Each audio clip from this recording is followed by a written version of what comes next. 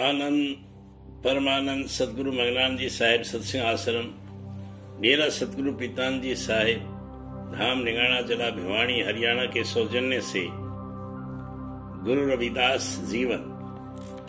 रविदास जी के समकालीन और बाद के संत महात्माओं ने जिस भाव भक्ति और आदर के साथ रविदास जी का नामोल्लेख किया है, उससे ये स्पष्ट पता चलता है कि बाह्य कर्मकांड तथा जाति पाति के भेद में जकड़े समाज पर उनका कितना गहरा प्रभाव पड़ा। उनका नामोल्लेख करने वाले संतों और महात्माओं कबीर, नानक, दादू, पलटू, तुकाराम, धन्ना, एकनाथ, हरिदास, दयाबाई, सेवादास, सुंदरदास, दर्शनदास तथा अन्य कई महात्मा शामिल हैं। नाभादास जी के शब्दों में वर्णाश्रम अभिमान तजी पद रजी बंदही जासू की संधि ग्रंथि खंडन निपुण वाणी विमल दास की। भक्तमाल पद 51 पृष्ठ 70। गुरु रविदास जी संदेश। यदि हम निष्पक्ष भाव से विचार करें तो हमें यह स्वीकार करना होगा कि जो यथार्थ सत्य है उसका रूप सदा एक ही होगा। अतः सभी पहुंचे हुए संतों या महात्माओं का, चाहे वे किसी भी देश या काल में क्यों न आए हों, एक अनुभव और एक ही संदेश है। सच्चे संत या महात्मा जाति, पंथ, संप्रदाय, रंग, रूप, देश और धर्म के बनावटी भेदों से स्वतः ऊपर होते हैं। वे इस संसार में कोई नया धर्म या संप्रदाय बनाने के लिए नहीं आते। वे तो आवागमन के चक्कर में पड़े और मालिक से बिछड़े जीवों का जन्म मरण के बंधन से मुक्त करने और उन्हें परमात्मा से मिलाने के लिए आते हैं। गुरु रविदास जी भी नामदेव, कबीर, नानक, दादू, पलटू, जगजीवन, तुकाराम, गरीबदास, तुलसी साहब, स्वामी जी तथा अन्य सभी संतों की तरह इस उद्देश्य से संसार में आए थे और इनका भी संदेश इन्हीं संतों के समान स्पष्ट रूप से है। रविदास जी हमें इस बात की याद दिलाते हैं कि हमारा ये मानव जीवन अनेक जन्मों के पुण्य फल स्वरूप प्राप्त हुआ है और यह अवसर अत्यंत ही अनमोल और दुर्लभ है। परमात्मा से मिल लाभ प्राप्त करना ही इस मानव जीवन का प्रमुख उद्देश्य है। अनंत काल से चले आ रहे जन्म मरण के चक्कर से छुटकारा पाने का यही एकमात्र अवसर है।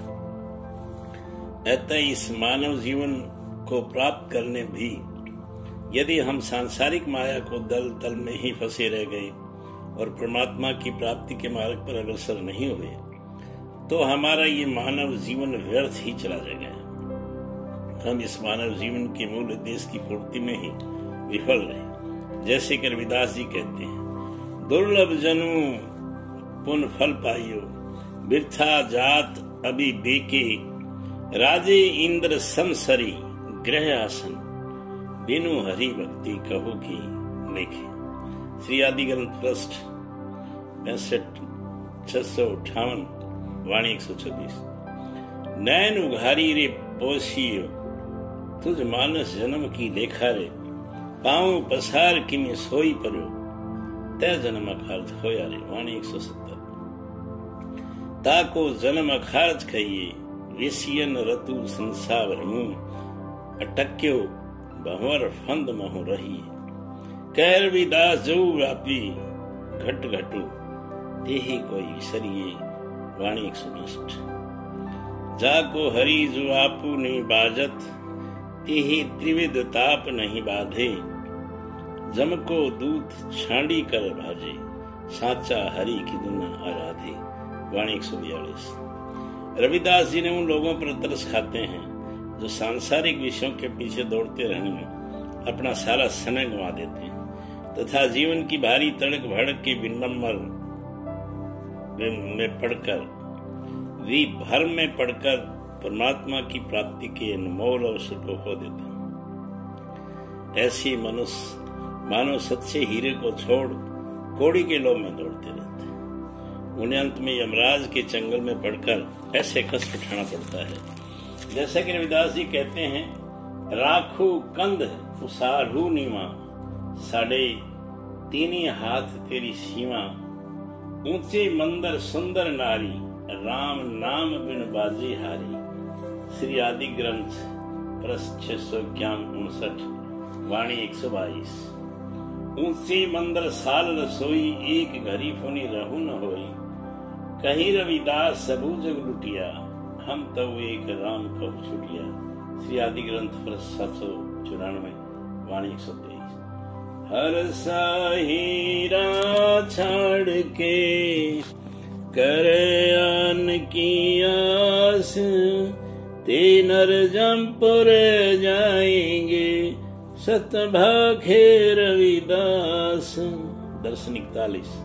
जिस परमात्मा की हमें खोज है और जो हमारे जीवन का चरम लक्ष्य है, ये समस्त विश्व के लिए एक ही है। विभिन्न जाति और धर्म के लिए परमात्मा भिन्न भिन्न नहीं हो सकता।